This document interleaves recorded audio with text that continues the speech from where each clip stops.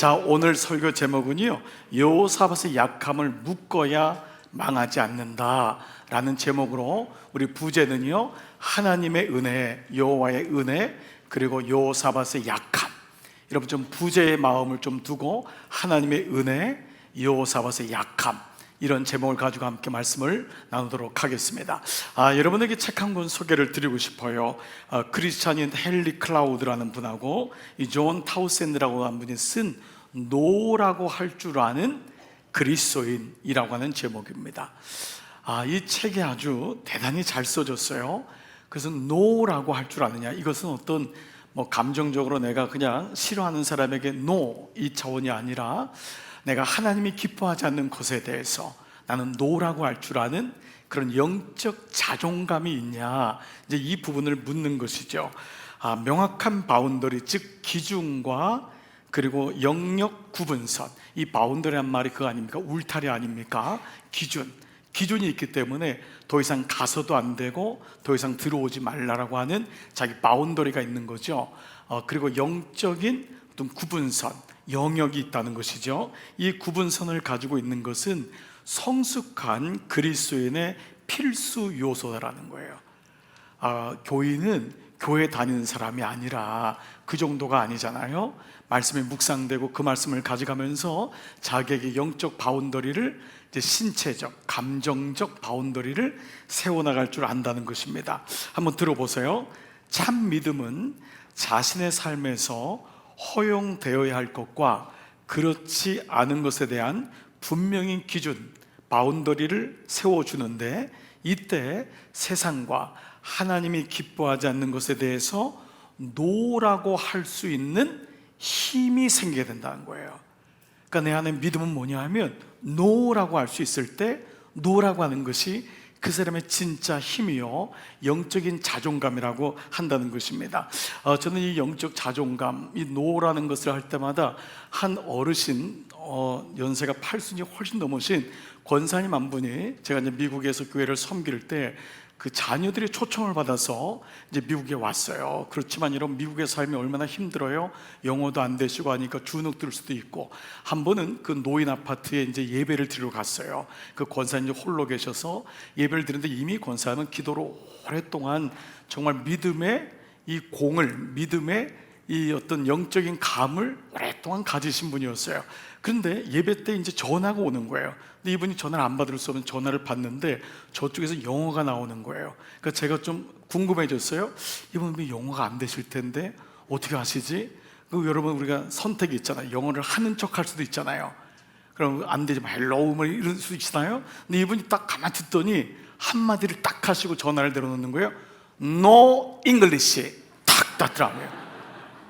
저는 그 순간 너무 이분에게 감동을 받은 거예요. 야, 이 정도는 돼야 되겠구나. 영적 자존감. 그러면서 하는 말이, 예배 드리는데 전화하고 있어. 그러면서 전화선을 딱 뽑더라고요. 야, 그때 그 생각, No English. 여러분은 별로 감동이 안 되시나 본데, 여러분 그때 저는 너무 은혜가 됐어요. 보통 그러지 않습니다. 영어 하는 척하고 되는 척하고 이렇게 하는데 어떻게 저런 메시지가 나올까? No English. 여러분 어떻습니까? 우리가 살아가면서 나는 아닌 것에 대해서 no 할 줄 아는 힘이 내게 있느냐? 그래서 저자는 신체적, 감정적, 영적인 바운더리가 그 사람의 진짜 믿음의 실력이다 라고 얘기하고 있어요. 여러분, 이제 우리가 한 사람을 소개하겠습니다. 어제부터 시작한 역대기의 여호사밧입니다. 아사왕에 대해서 우리가 금요 성령 집회 때도 좀 집중적으로 나누는데, 그 아들이에요. 무려 17장에서 17, 18, 19, 20장 한 사람의 인생을 4장에 얘기할 정도로 비중 있는 사람이고, 이 사람의 스토리로 다음 사람이 연결되기 때문에 너무도 중요한 사람 중에 하나입니다. 자, 여러분께 말씀드렸지만 역대기와 열왕기서는 성경에 나온 두 가지의 대표적인 역사서입니다. 먼저 열왕기가 나오고 그 다음에 역대기가 나와요. 아니, 굳이 역사가 똑같은데 왜 이름을 하나는 열왕기, 하나는 역대기로 했을까요? 지난 주일 말씀드린 대로 열왕기는 왕들을 열거한 거예요. 그래서 영어로 kings라고 나옵니다. kings. 자, 그런데 이것을 가리켜서 우리가 히스토리라고 합니다. 왕들의 이야기예요. 그러니까 역사예요. 이 땅에 일어나는 왕들이 뭐를 잘못했는지, 뭐를 잘했는지. 그런데 역대기는 이 히스토리가 아니라 H자가 대문자예요. 히스토리예요.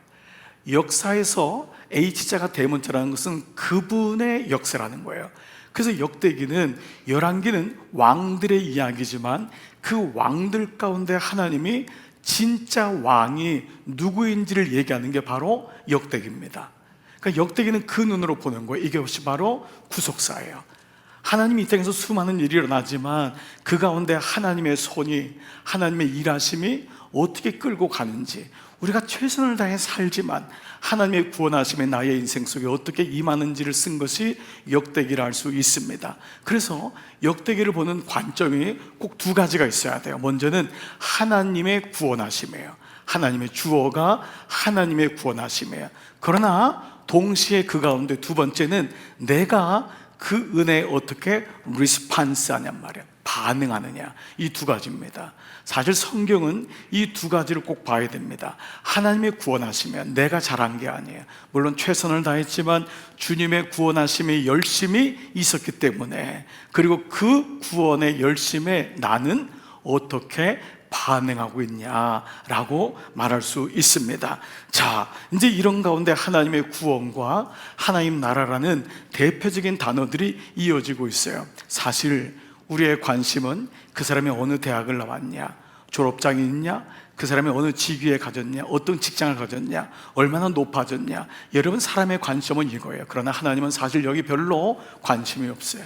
하나님의 관심은 그 사람이 그것을 하나님의 은혜로 누렸다면은 그 후대하심을 가지고 그의 구원이 어떻게 이루어지고 있느냐, 이게 하나님 관심이에요. 아멘. 그리고 하나님의 나라가 그에게 주신 것을 통하여 어떻게 이루어지고 있냐라는 거예요. 여러분, 하버드 들어가도 하버드에 1년에 10만 명이 들어가요. 그 정도로 전 세계 흩어진 지부까지 엄청나게 들어가는 거예요. 내가 서울대 갔냐, 하버드 갔냐, 어떤 대학을 갔냐, 그것보다 더 중요한 건 그 지혜로 구원과 하나님의 나라에 쓰임받고 있느냐, 이것이 하나님의 관점이에요. 이 관점으로 왕이 됐지만 그게 중요한 게 아니라는 거예요. 왕이 된 게 중요한 것이 아니라 왕이 돼서 그는 어떻게 구원을 이뤄나갔고 하나님 나라를 이뤄나갔느냐, 이 관점으로 성경을 보는 것입니다. 자, 여호사밧의 시작은 너무도 훌륭했어요. 그는 왕이 되지만 그야말로 갑질하지 않습니다. 자, 그의 처음 말씀이 어제 말씀에 나와요. 역대하 17장 3절 시작. 그의 조상 다윗의 처음 길로 행하여 바알들에게 구하지 아니하고. 자, 그가 어떻게 했어요? 다윗의 조상 처음 길로. 다윗도 마지막에는 헷갈렸잖아요. 그러니까 그 첫 번째 그 마음으로 여호사밧이 가기로 결정했어요. 그리고 바알들, 이 세상의 신들에게 묻지 않기로 한 거예요. 그래서 그 다음 구절에 그러므로, 이렇게 함으로 5절 6절 보니까 뭐라고 나와요? 여호와께서 나라를 그의 손에서 경고하게 하시매. 주어가 뭐죠? 여호와께서. 이렇게 했더니 하나님이 그에게 복을 주셨어요. 그래서 그로 하여금 부귀와 영광을 누리게 하셨어요. 얼마나 감사해요? 이것이 첫 번째 보는 눈이라고 했어요. 이때 여호사밧의 반응이 뭐죠? 그 다음 절 보세요. 그가 전심으로 여호와의 길을 걸어. 이 두 가지가 꼭 같이 있는 거예요. 하나님의 은혜가 임하고 우리는 거기에 대한 감격과 감사로 반응하는 것이죠. 산당들과 아세라 목상들을 유다에서 제거하였다라는 것입니다. 자, 이러한 이제 이 여호사밧에게 위기가 옵니다. 모든 인생에 위기가 없는 사람은 아무도 없습니다. 그런데 이 위기를 기회로 만든 사람이 있는가 하면 위기 속에 무너지는 사람이 있어요. 여러분, 아쉽게도 이 여호사밧에 찾아온 위기는 여호사밧의 인생을 정점에서 하얀 길로 떨어뜨리게 돼요. 그의 가문이 무너지는 시발점이 됩니다. 그게 오늘 18장 1절이에요. 여러분이 1절을 읽을 때 어떤 느낌 없이 읽을 수도 있는데 1절 한번 다시 한번 봐볼게요. 1절 펜 들고 여러분 매일 성경에 동그라미 밑줄 그시면서 시작. 여호사밧이 부귀와 영광을 크게 떨쳤고 아합 가문과 혼인함으로 인척 관계를 맺었다. 자, 여러분 그냥 보면은 별 문제가 없는 것 같아요. 그거 영광을 떨쳤네, 그리고 아합 가람과 결혼했네라는 거예요. 그런데 이 원어적인 메시지의 이 어떤 이 두 문장의 연결은 이렇게 돼요. 여호사밧이 부귀와 영화를 누리게 되자 그는 아합과 결혼했다는 거예요. 아합 가문과. 여러분 지금까지 앞에 있었던 여호사밧의 모습하고는 좀 다르지 않나요? 여호사밧이 만약에 부귀와 영광을 누리게 되자 그는 하나님을 더 찾았다, 이게 우리가 기대하고 여호사밧이 성군이라면 그렇게 해야 되는데, 그는 하나님께서 영광과 부귀를 누리게 되자 주자 그걸 누리게 되자 그는 아합과 가문과 결혼했다라고 말씀이 이어지고 있어요. 실제로 그는 자기 아들 여호람을 북이스라엘의 아합왕과 이세벨, 여러분 아합왕의 부인이 이세벨입니다. 모든 역사의 배후에는 여인들의 음모가 있었다는 것을 여러분, 좋은 어머니가 있는가 하면은 정말 이세벨은 정말 가장 하나님 보시기에 악한 이 여왕이, 이 여자가 이세벨이었잖아요. 아합도 마찬가지죠. 그 딸인 아달랴하고 혼인을 시킵니다. 근데 이 구절을 개역 성경에 뭐라고 나왔냐 하면 이렇게 나와 있어요. 보세요. 아합과 더불어 연혼함으로. 아합과 더불어 한 것은 아합과 하나가 되었다는 거예요. 실제로 이 말씀에 결혼했다라고 하는 이 말씀이 그 스스로를 드렸다라는 말씀이 나와요. 그러니까 여호사밧은 자기를 드려요. 누구한테요? 이 아합 집안에게 자기의 아들을 줘요. 그래서 영어 성경에도 he allied himself, 그가 동맹했다는데 그 자신이 himself with 아합, 무엇으로? by marriage, 결혼으로. 그러니까 오늘 이 여호수아가 이상해졌어요. 여호사밧이 어느 날 자기가 스스로 아합에게 가서 동맹을 맺고 자기 아들을 그 딸에게 줘요. 여러분 물론 이 말씀이 배경적으로 보면 이해가 돼요. 당시 이스라엘은 유다보다 훨씬 부강했습니다. 그리고 아합 왕은 이 왕조죠. 이 오므리 왕조에서 가장 전성기 때 왕이에요. 가장 경제적으로 풍성했어요. 그리고 이세벨은 그야말로 억만장자입니다. 엄청난 돈을 가진 여인이에요. 그러니까 여호사밧이 어느 날 보니까 믿음으로 사는 내가, 여러분 이런 표현이 옳지 않지만 초라해졌을지 몰라요. 외로워진 거예요. 나 믿음으로 살아도 되는 건가? 이 부가 연결되려면은 부잣집하고 손을 잡아야 되는데 그 사람이 훨씬 강대한데 아합이 하나님을 떠난 거는 보이지도 않아요. 여호사밧에게 금이 가기 시작하는 거예요. 하나님이 보이지 않고 사람이 보이기 시작해요.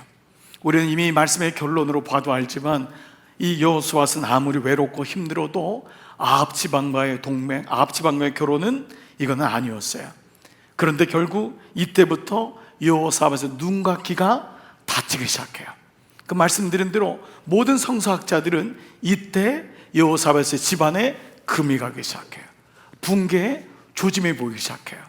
너무도 안타까운 거예요.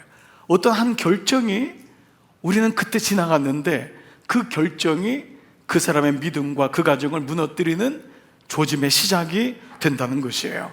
놀랍게도 그 결과가 어땠냐? 그냥 결혼했으면 끝났으면 우리는 그냥 지나갈 수 있잖아요. 근데 21장에 보면은요, 이 요람, 이 아들의 이야기가 나오는데 요람이 왕위에 오를 때에 나이가 32살이에요. 그러니까 32살이면 어느 정도 자각 능력도 있고 주체성도 있잖아요. 그런데 그 다음 구절이 기가 막혀요. 그가 이스라엘 왕들의 길로 행하여 아합의 직과 같이 하였으니, 그 아들이 아합의 직과 같이 하였으니 이유는 뭐냐? 아합의 딸이 그의 아내가 되었습니다. 너무도 안타까운 일이 일어나고 있어요. 성경에 보면은 출애굽할 때마다 이스라엘을 가장 괴롭힌 민족이 있습니다. 바로 아말렉이라고 하는 민족입니다. 이 아말렉은 모세 때도 그 다음부터 계속해서 이스라엘의 철천지 원수가 됩니다. 근데 이 아말렉이라는 이름의 뜻 가운데는 뭐가 있냐면 뱀을 섬기는 신, 부족. 그래서 그 뜻이 뭐냐 하면 뒷덜미를 물다 혹은 덫을 놓다, 이게 아말렉이에요. 아말렉은 이스라엘이 됐다 싶으면 가서 뒷덜미를 물어요. 늘 뒤에서 공격해요. 그래서 금이 가게 하고 뒤에서 백성들을 죽이는 일을 서슴없이 합니다. 이게 마귀의 속성이 이러합니다. 그러니까 뒤에 전면전으로 드러나질 않아요. 근데 어느 날 우리랑은 잘못된 결정을 하기도 하고 뒤에서부터 그 백성들을 영적으로 무너뜨리는 모습이 보이죠. 그때 이스라엘 백성이 배웠던 두 단어가 있어요. 바로 거룩과 분별이라고 하는 단어예요. 이 두 단어는 여호사밧에게도 꼭 필요한 단어였어요. 하나님의 거룩을 입는다는 건 너무너무 중요해요. 그러나 이 거룩이란 단어처럼 오늘날 그야말로 인기가 없는 단어가 없어요. 거룩이란 단어를 얘기하면 꼭 마치 어떤 하나님을 떠나서 자유가 없는 것 같고 내 마음대로 못하는 것 같고 구속받은 것 같은 느낌을 받을 때가 너무도 많습니다. 그러나 이 거룩과 분별은 성경을 이어가는 그리스도인에게 있는 너무도 중요한 바운더리입니다. 거룩이란 단어가 없다면, 분별이란 단어가 없다면 우리는 하나님의 지혜를 가지고 살 수가 없을 거예요. 그냥 이 땅에서 좋은 게 좋은 거지라고 살 수밖에 없을 것입니다.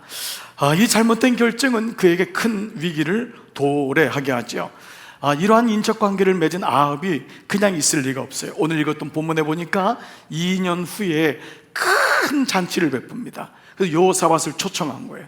그의 가족들을 모두 초청했겠죠. 그 다음에 하는 말이, 잔치가 끝난 다음에 그냥 잔치일 리 없어요. 뭐죠? 그를 미혹하는데 지금 아람이 점령하고 있는 북이스라엘, 내 나라의 길앗이라고 하는 곳에 성읍이 하나 있는데 라모 성읍을 쳤으면 좋겠다.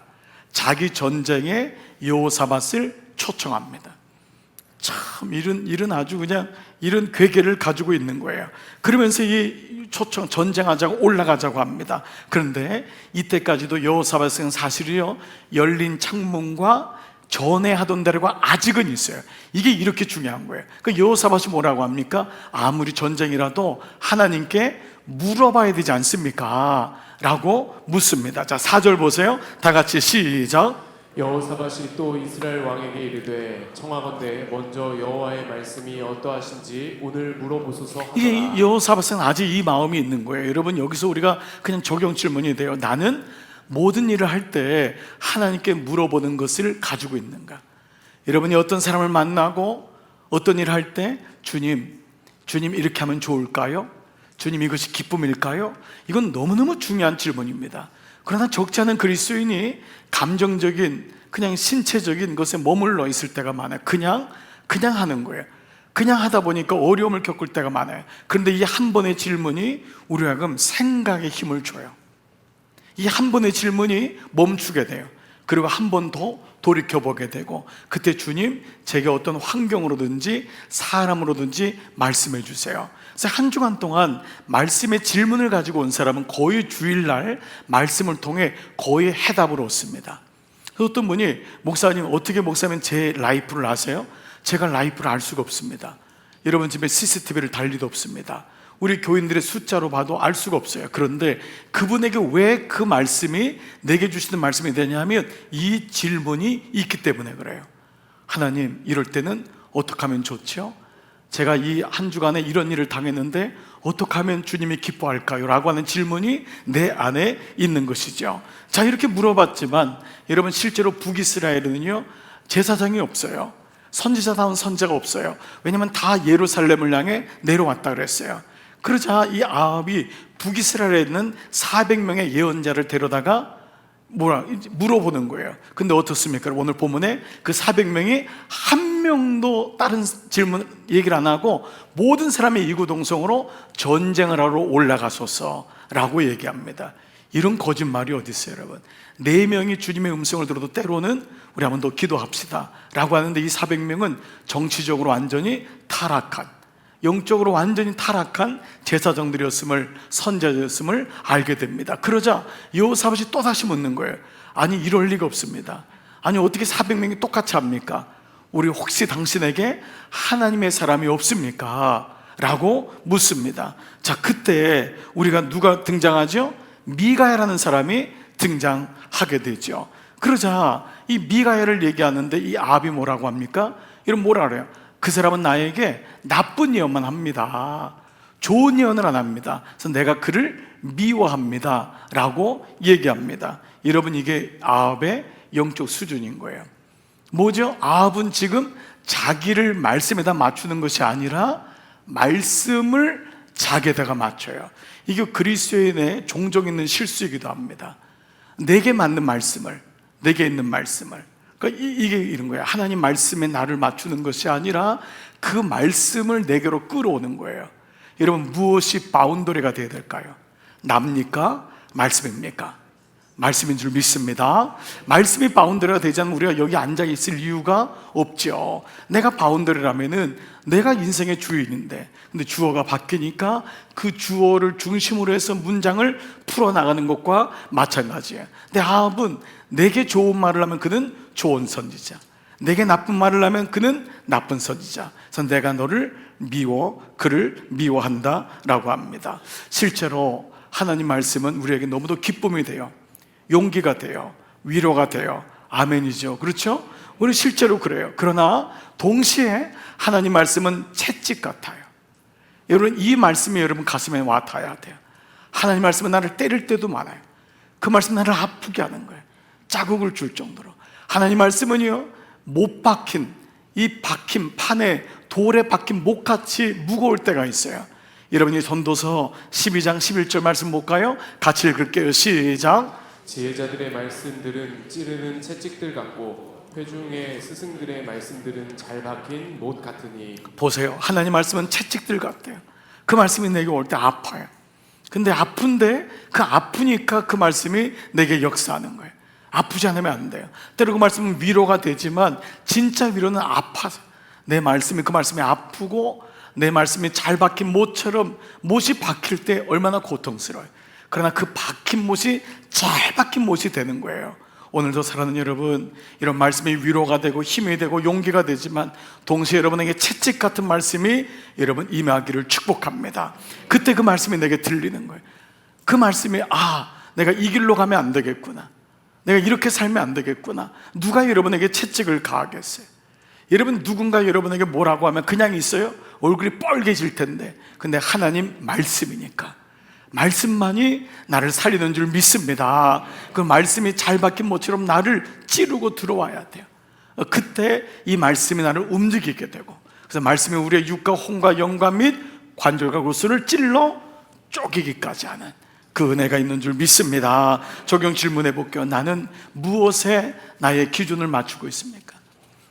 나는 무엇에 맞추고 있는 거예요? 그래서 시험이 들고 어렵고 감정적으로 다운이 되고 할 때도 말씀을 기준으로 해서 그 말씀으로 맞추는 거예요. 이걸 부단히 연습해야 되는 거예요. 내 감정을 끌고 가면 안 돼요. 그 사람 때문에 믿음 떨어지고, 그 사람 때문에 신앙 없고 예배 안 드리고, 이거는 옳은 게 아니에요. 이건 건강한 게 아니에요. 우리는 다 그럴 수 있어요. 그럴 때마다 말씀을 기준 삼아서 말씀에 들리게 하는 이 은혜가 오늘도 예배 가운데, 저와 여러분 가운데 임하기를 축복합니다. 자, 또 하나의 묵상은요, 이런 여호사밧의 약점이 있고 약함이 있고 또 아합의 변질이 있는 가운데 말씀을 가진 하나님의 사람이 있다는 거예요. 이게 종교개혁을 일으킬 때마다 하나님이 꼭 하시는 하나님의 매뉴얼이에요. 하나님은 우리 스스로가 일어나게 하시는데 꼭 그때마다 하나님의 사람을 등장시켜요. 이게 너무 소중한 거예요. 이 하나님의 사람은 목사만이 아닙니다. 여러분의 영적인 아버지가 될 수 있고, 어머니가 될 수 있고, 여러분의 가족이 될 수도 있고, 여러분의 목장의 목자가 될 수 있고, 목원이 될 수 있고. 아멘. 여러분, 이 하나님의 사람이 있어야 돼요. 그건 뭐냐 하면 내게 듣는 귀가 있어야 돼요. 그 말씀을 들을 때 주변에 있는 하나님의 사람을 통해서 오늘 여호사밧과 아합에게 하나님이 또 다른 기회를 주세요. 그러니까 하나님의 사람을 여러분 정말 귀하게 여기는 거예요. 존귀하게 여기고 공동체를 정말 귀하게 여겨야 됩니다. 공동체는 말씀을 지키는 너무 중요한 틀이에요. 너무 중요한 하나님의 장치예요. 이 영적 장치를 절대 무시하면 안 됩니다. 여러분, 오늘도 하나님 말씀이 들리기를 축복합니다. 이 미가야가 드디어 얘기합니다. 채찍 같고 아프겠지만 하나님 말씀을 대언해요. 자, 18절 한번 볼까요? 뭐라고 하죠? 미가에게 이르되 그런즉 왕은 여호와의 말씀을 들으소서. 여러분, 여호와의 말씀이 들리기를 축복합니다. 들으소서. 여러분, 들으소서. 왕이요, 여호와의 말씀을 들으소서. 자, 그런데 뭐라고 하죠? 이어져 볼게요. 이제 보소서, 여호와께서 거짓말하는 영을 왕의 이 모든 400명의 선자들의 입에 넣었다는 거예요. 말씀드린 대로 북쪽에는 이미 하나님의 종들이 없어요. 다 밑에 예루살렘만 데려온 거예요. 근데 거짓 종들의 얘기를 지금 듣고 있는 거예요. 이 사람 다 아첨하는 거예요. 하나님 말씀을 전하질 않아요. 그러자 또 여호와께서 왕에 대하여 뭐라고 했냐? 재앙을 말씀하셨습니다. 미가야는 아프지만은 이 말씀을 해요.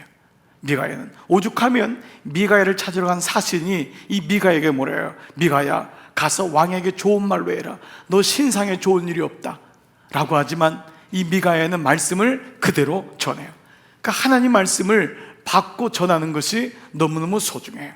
여러분, 이 말씀이 우리에겐 때로는 힘들고 어려워도 여러분, 이 말씀만이 우리에게 영적 바운더리가 되고 말씀만이 사는 길이기 때문에 우리가 오늘 이 아침도 말씀의 길을 기르는 줄 믿습니다. 자, 이러자 23절에 보니까요, 그나아나의 아들 시드기야가, 이 사람은 거짓 종이에요.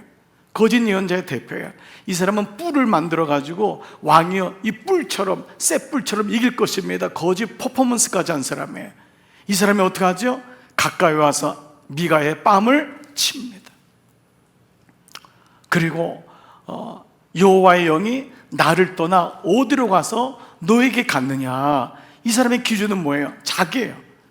나한테만 여호와의 영이 임해야 되는데 어떻게 하나님의 영이 나를 떠나서 너에게 갔냐? 네가 어떻게 얘기할 수 있느냐? 라고 말합니다. 결국 여러분 아시는 대로 이 미가야는 옥에 갇혀요. 그리고 학대를 받아요. 그리고 눈물의 떡과 눈물의 물을 먹게 되죠. 적용 질문 한번 했으면 좋겠어요. 어떻게 미가야는 이런 흔들림 속에서도 하나님 말씀을 가지고 있을 수 있었을까? 이게 우리에게 적용 질문이 돼야 됩니다.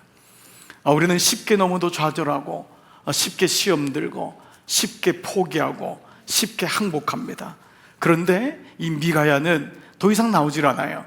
근데 이 미가야, 이 사람은 영적 거인인 거예요. 이 사람은 비록 뺨도 맞고 감옥에도 가지만 이 사람에게 하나님 말씀이 있어요. 참 이게 놀라워요. 그리고 미가야의 말대로 모든 상황은 이루어지게 돼요. 여러분 가만 보세요. 믿음으로 산다는 건 정말 감사한 일이에요. 아멘. 그렇지 않나요? 여러분 정말 예수 안 믿는 집에서 내가 언제 어떻게 예수를 믿었는지 믿음으로 사는 건 너무 감격스럽고 너무 감사한 일이에요. 그러나 그 길은 만만치 않아요. 여러분 여기까지 믿음으로 지켜올 때는 여러분 그냥 되면 아무도 없어요. 눈물의 떡을 먹고 눈물의 눈물을 먹기도 하고, 여러분이 어느 순간 예루살렘 창문을 향해 문을 열고 이전에 하던 대로 말씀과 기도를 꺼내는 순간 아합 왕의 미움을 받게 될지 몰라요. 아합은 세상을 대표하는 이름이에요. 세상은 여러분들을 환영하지 않아요. 같이 술도 먹고 담배도 피고 음란한 짓도 하고 할 때는 세상은 여러분들을 환영해요. 그런데 여러분이 어느 순간 나는 이것하고는 아니다, 그걸 거절하는 순간, 열린 창문을 바라보고 기도하는 순간 세상은 미워하기 시작해요. 여러분의 뺨을 칠 수도 있어요. 여러분에게 고난의 물과 고난의 떡을 줄 수도 있어요. 이게 세상입니다. 세상은, 믿음은 모든 사람들이 환호하고 모든 사람이 좋아하는 길만은 절대 아닙니다. 그거는 믿음의 길을 걸은 사람에게 오는 후대하심이에요. 믿음은 본질적으로 좁은 길이에요. 외로운 길이에요. 여러분 아침에 일어나서 말씀을 묵상한다는 것은 외로운 거예요. 이게 쉬운 게 아닙니다. 모든 사람은 사람을 만나서 놀고 싶어하고 환영받고 싶어하고 인정받고 싶어해요. 그런 가운데 말씀 앞에 자기를 내려놓고 주님의 말씀을 듣는다는 건 이거는 외로운 길이에요. 말씀을 들을 때 그 말씀이 나를 침해도 알지만 눈물을 흘리면서 애통하는 건 외로운 길이에요. 사람은 웃고 잔치하기를 바래요. 그러나 그 말씀 앞에 믿음으로 걸어가는 외로워요. 저는 목사이기 때문에 이 외로움을 조금은 더 아는 것 같아요. 성도들의 외로움도 알고 믿음의 길도 조금은 더 알게 되는 것 같아요. 저는 어느 성도들을 위해 기도할 때 그분이 너무너무 정말 하나님의 후대하심으로 살아요. 그러나 그때 보이지 않는 걸 보여주시더라고요. 저분이 많이 외로웠겠구나, 저분이 많이 힘들었겠구나, 그게 보여요. 저 믿음을 지키느라고 얼마나 많은 눈물을 흘렸을까, 그게 눈에 보여요.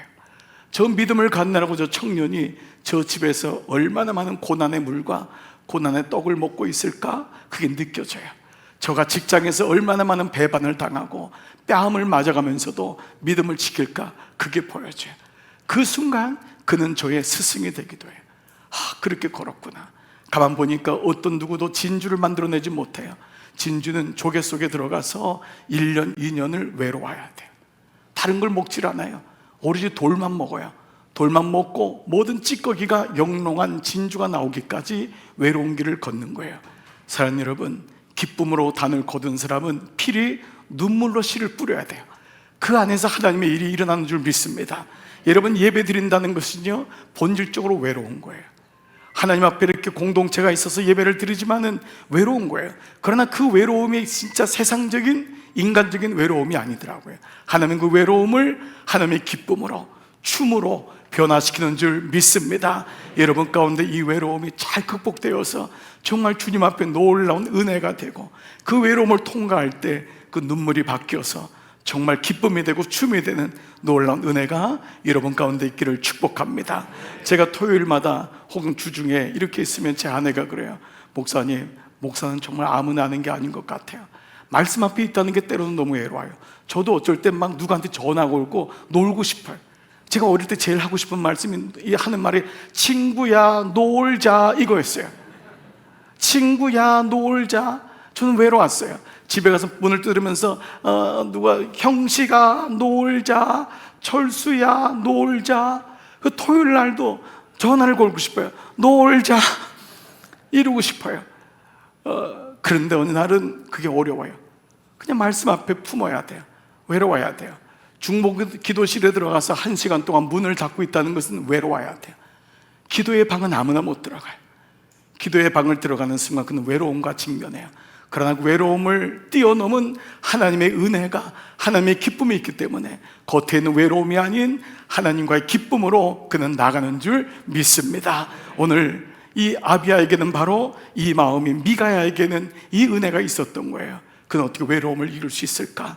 하나님과의 기쁨, 하나님과의 만남, 교제가 있었기 때문이었습니다.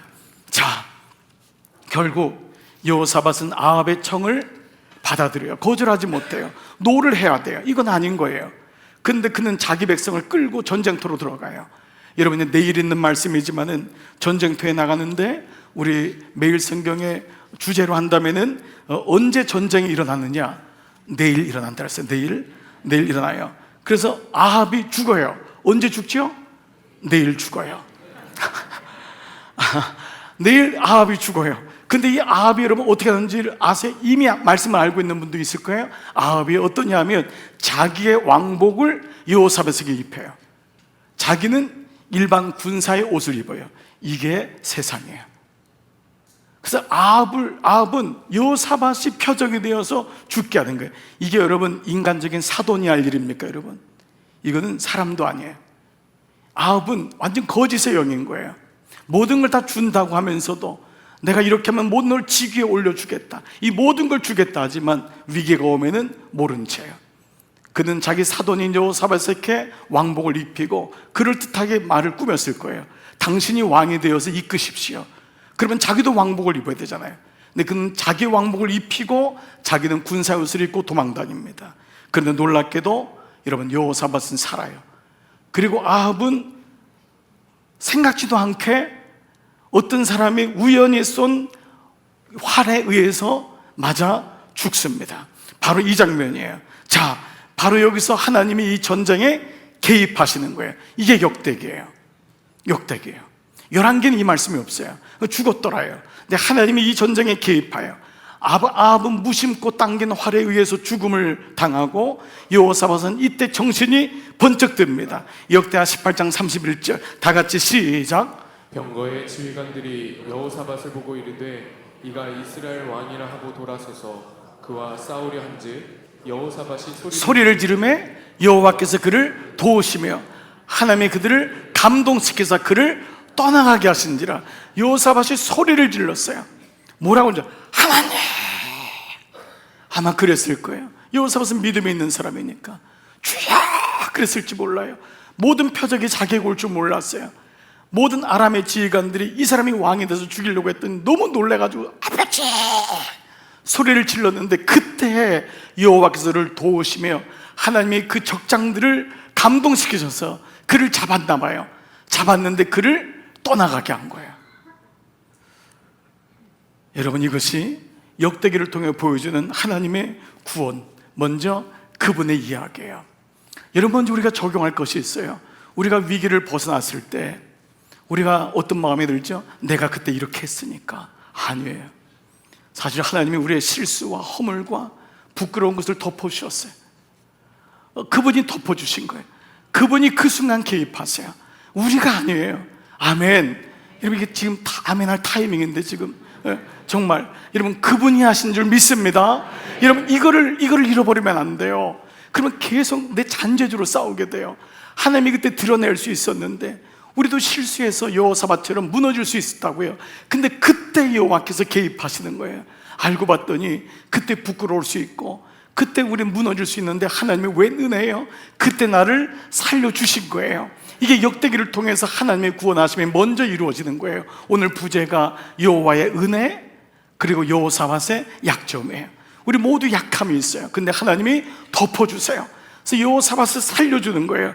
그런데 오늘 말씀을 마무리하면서 꼭 하나를 여러분 잊지 말아야 될 것이 있어요. 이렇게 하나님의 은혜에 감사하고 감격하지만 동시에 내 스스로가 우리의 약함에 대해서 인지해야 돼요. 여호사밧이 이때 정신이 번쩍 드는 거예요. 내가 약함이 인간관계였구나. 내가 약함이 물질이었구나. 내가 약함이 내 자식이었구나. 이게 보여진 거예요. 그 순간 그는 어떤 마음이 들었을까요? 주님, 한 번만 살려주시면 내가 이 길을 걷지 않겠습니다.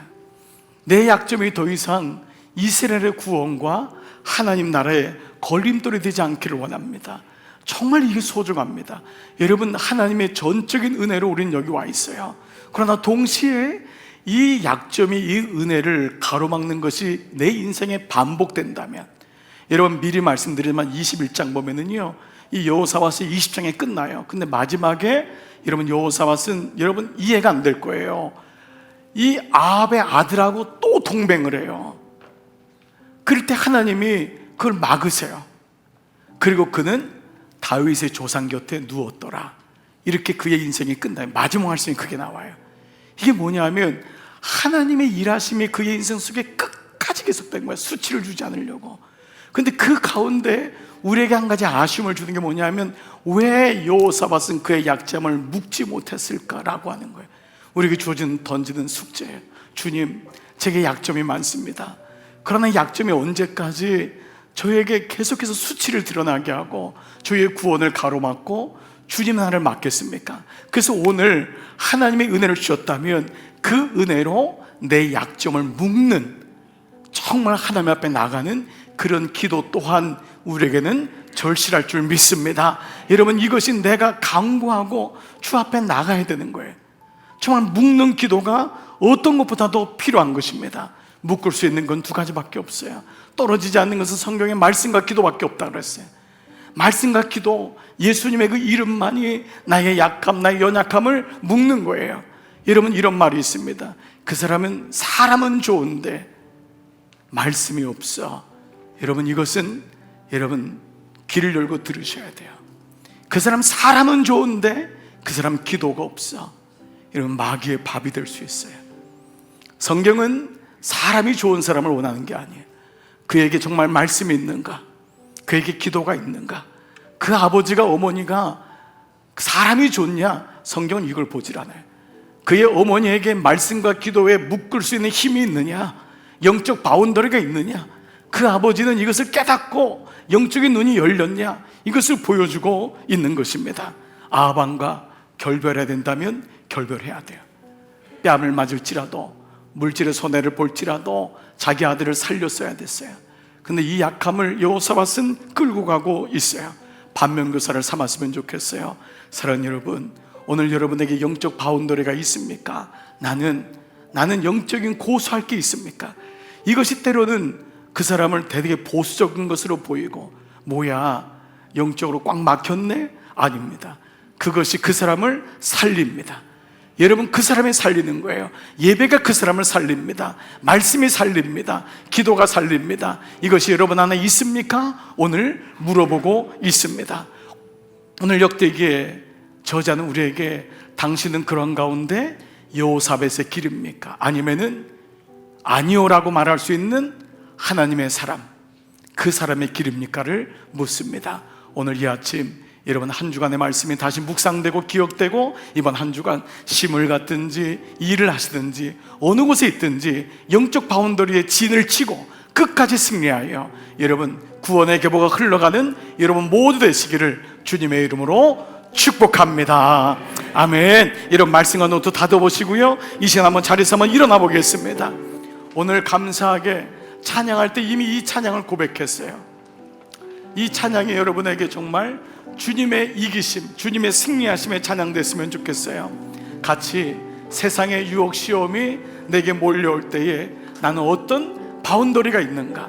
나는 혹시 여호사밧같이 또 반복해서 넘어지고 있지 않는가? 내게 말씀과 기도가 있는가? 하나님의 일하심을 신뢰하고 있는가? 같이 우리 찬양 고백하면서 여러분 세상에 파송하겠습니다. 우리 한번 힘을 내서 우리 같이 한번 찬양하며 우리 주님 앞에 나가십시다. 세상의 유혹 시험이 내게 몰려올 때 여러분 어떡하죠? 나의 힘으로 그것들 모두 이길 수 없네. 거대한 폭풍 가운데 위축된 나의 영, 정말 그렇습니다. 어찌할 바를 몰라 헤매이고 있을 때 주를 찬양, 주를 찬양. 여러분 이 가사대로 손을 들고 찬양. 주님 그렇습니다. 제 손을 붙잡아 주세요. 속한 것 아니니 하나님이 개입하셔서 여호사밧을 구해주시고 그를 이기게 하시고 기회를 주십니다. 전쟁은 하나님께 속한 것이니 2절 찬양합니다. 거짓과 속임수로 가득 찬 세상에서 어디로 갈지 몰라 머뭇거리고 있네. 공중의 권세 잡은 자 지금도 우리들을 실패와 절망으로 넘어뜨리려 하네. 내가 이때 주님을 찬양합니다. 주를 찬양. 손을 들고 주님 그렇습니다. 전쟁은 나에게 속한 것이 아니고 하나님께 속한 것임을 내가 믿습니다. 아멘. 주를 찬양. 손을 들고 찬양. 전쟁은 하나님께 속한 것. 주를 찬양. 주를 찬양. 손을 내가 손을 들 때 하나님 내 손을 붙잡아 주십니다. 내가 너를 보호해 줄 것이 아니라 주님이 개입하십니다. 주님이 역사를 이루십니다. 찬양. 손을 들고 찬양. 전쟁은 하나님께 속한 것이니. 여러분 두 가지 기도 제목, 여호와의 은혜, 여호사밧의 약점, 우리 함께 말씀 기억하며 기도하며 나가시겠습니다. 살아계신 아버지, 우리가 약할 때, 우리가 연약할 때도 하나님 우리를 도우셨습니다. 우리가 부끄러움 가운데 있을 때에도 하나님 그때 우리에게 살 길을 여셨습니다. 아버지, 역대기는 하나님의 구원하심, 하나님의 일하심을 우리에게 계속적으로 보여주고 있습니다. 아버지, 여호사밧이 잘못된 결정을 하고 아합에게 자식을 뺏기고 하나님 모든 것을 잃어버렸음에도 그가 정신 차리지 못할 때 하나님, 그는 하나님께서 개입하셔서 그를 살려주시고 여호사밧을 그 적진에서 그를 이끌어주시고 오히려 많은 사람에게 감동을 주어서 그를 보존하시는 말씀을 통해 우리가 보게 됩니다. 하나님, 주님의 은혜입니다. 하나님의 은혜입니다. 아버지, 이 은혜가 우리의 선함보다 먼저 있음을, 행함보다 먼저 있음을 먼저 기억하며 주님, 이 약함을 가지고 여호사밧이 주님 앞에 엎드려 기도했던 것처럼 다시 주님, 저에게도 이 약함을 놓고 기도하기를 원합니다. 주님, 제게 약함이 있습니다. 제게 연약함이 있습니다. 저의 가정에 약함이 있습니다. 아버지, 제 배우자의 약함이 있습니다. 제 자녀의 약함이 있습니다. 주님 하시죠. 주님, 이 사건을 통하여 제 약함이 드러나게 하심을 감사합니다. 아버지, 이 부분을 놓고 주님 앞에 고백합니다. 두 손 들고 항복합니다. 주님 도와주십시오. 주님 만져주십시오. 주님, 아버지, 제게 있는 하나님의 은혜를 사모하며 아버지 앞에 열린 창을 열고 전하던 대로 엎드려 기도하오니 주님, 오히려 약함이 강함되게 하시고 위기가 기회가 되게 하셔서 하나님 원하시는 삶을 살아갈 수 있는 은혜 주시기를 원하옵고 기도합니다. 이 시간 내게 결단의 마음도 주시기를 원하옵고 기도합니다. 주님이 정신 차려라 말씀할 때 주님, 제가 정신 차리겠습니다. 제 마음에 하나님 말씀에 찔림바 되고 그 말씀이 잘 박힌 못처럼 뚫고 들어올 때 그 말씀이 나를 변화시킬 줄 믿사오니 주님, 우리 가정의 약함을 하시고 나의 약함을 하시고 이전으로 돌아가지 말게 하시고 하나님이 이처럼 보호하시고 이처럼 기회를 주시는데 깨닫기를 원하옵고 기도합니다. 이 말씀이 들리기를 원합니다. 이 말씀으로 다시 한번 각오를 입고 다시금 새 마음 갖기를 원합니다. 나는 옛사람 아니요 새 사람이니 이제 주를 향한 마음이 일어나게 하시고 우리 사랑하는 종들 가운데 놀랍게도 이 말씀이 잘 박힌 못이 되어서 승리하는 은혜가 있기를 원합니다. 주님을 찬양합니다. 어느 순간에도 주님을 잊지 않게 하여 주시옵소서. 주를 찬양, 주를 찬양, 손을 들고 찬양. 그렇습니다. 전쟁은 내게 속한 것이 아닙니다. 속한 것 아니니 주를 찬양, 손을 들고 찬양. 전쟁은 하나님께 속한 것이니. 사랑하는 여러분, 한 가지 기도 제목을 더 드리고 싶습니다. 여러분의 약함이 드러났으면 이 시간 약함을 주님의 은혜로, 주님의 말씀으로, 예수님의 이름으로 묶으시기를 바랍니다. 여러분, 주님의 말씀은 묶고 푸는 힘이 있다고 했어요. 어떤 것도 내 연약함, 우리 집안에 내려오는 약함을 묶을 힘이 없습니다. 아버지, 예수의 이름으로 묶습니다. 주님의 이름으로 묶습니다. 말씀과 기도로 묶습니다. 구체적으로 주께 올려드리며 이 시간 묶는 기도 함께 고백하겠습니다. 살아계신 아버지, 우리의 약함을, 우리 연약함을 주님의 이름으로 올려드립니다. 아버지, 그리고 너에게 내가 천국 열쇠를 내게 주노니 너가 땅에서 무엇이든지 매이면은 하늘에서도 매일 것이고 무엇인지 풀면은 하늘에서 풀리리라 말씀하셨습니다. 아버지, 내게 묶고 푸는 역사가 내게 있음을 감사합니다. 오늘 예수의 이름으로 내가 묶습니다.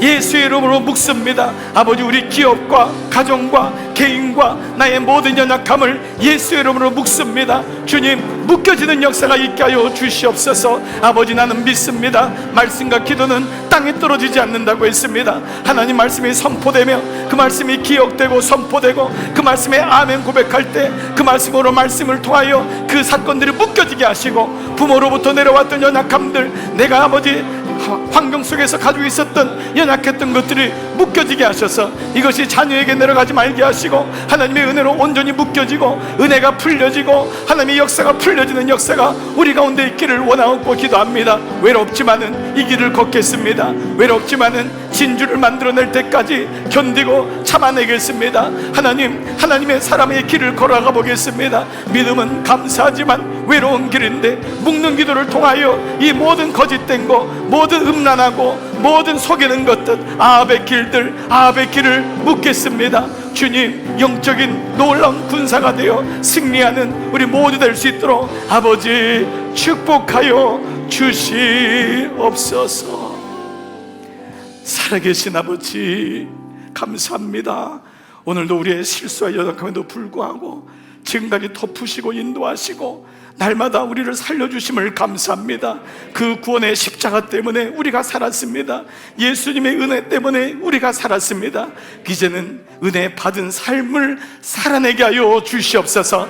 더 이상 약함에 끌려가지 말고 하나님 그 약함 속에서 외로움의 길을 선택하고 말씀과 기도로 묶는 역사가 우리 가운데 있을 줄 믿습니다. 이번 모든 종들의 삶의 여정과 이번 또 연휴 기간 동안도 하나님 말씀이 기억되게 하시고 그 말씀이 선포되게 하시고 그 말씀으로 아멘하며 승리하는 모두 될 줄 믿사오며, 이제는 성부와 성자와 성령의 역사가 머리 숙인 모든 하나님의 사람들 머리 위에, 그가 기도하는 자녀들, 자손들, 후손들 위에, 우리 가정과 기업 위에, 몸된 교회 위에, 이 나라 이 민족 위에 이제로부터 영원토록 함께 하시기를 간절히 축원하옵나이다.